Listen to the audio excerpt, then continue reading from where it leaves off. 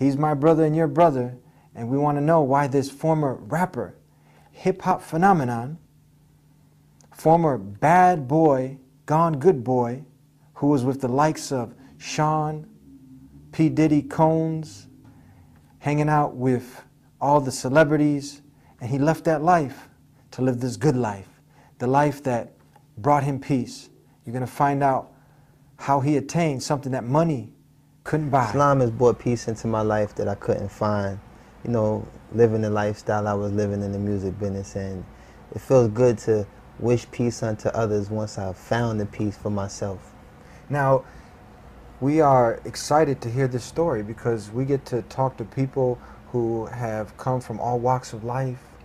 You know, people have this misnotion that Islam is something just for the Arabs. Yeah. But when they see an American who used to be or someone who is an icon, people are looking up to you. You're singing with P. Diddy and the Bad Boy Crew. Is that what they're called? Yeah, Bad Boy Records, Bad Boy Entertainment. You know, P. Diddy, Sean Combs, Sean John. You know, like I said, you know, on the outside, everything looks good. You see the $100,000 cars. You see a lot of diamonds. You see, you know, for men, for the sake of men, you see a lot of females, and they think that this is, you know, this is a life. This is like, you know, paradise right here on earth. But the reality of it is, you know, I couldn't purchase peace. You know, I was probably able to buy a car, buy a house, buy a chain.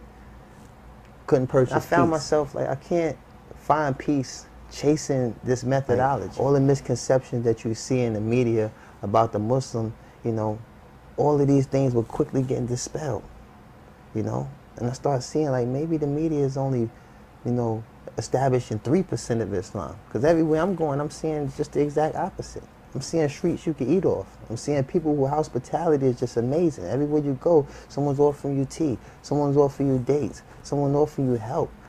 You know, people that are very less fortunate than the people that I used to hang with. I'm hanging with multimillionaires. They got yachts, you know what I'm saying, mansions, penthouses, and things of this nature, and it's hard to even extract a cold soda from them. You know, and then to be around people who really didn't have much, were always willing to give, you know, and want nothing in return.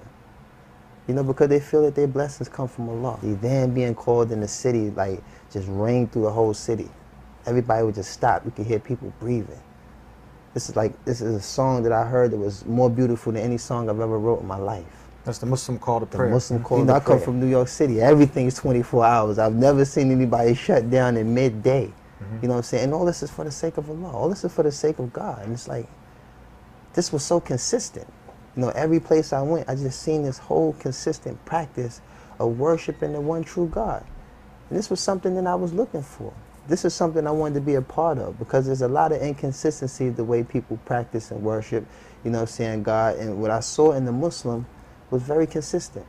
And I just couldn't, you know, I couldn't tear myself away from it. After a while, I started to see and study, ask questions. I would go to certain bookstores, buy books, and just found myself getting more and more drawn to trying to learn this culture, and learn this lifestyle, and learn this religion. You found all the rational, logical evidence, everything.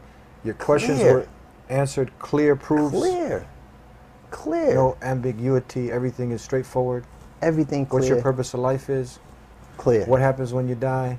Clear. Where you're going. Clear. Everything is lucid. Check. Check. You know.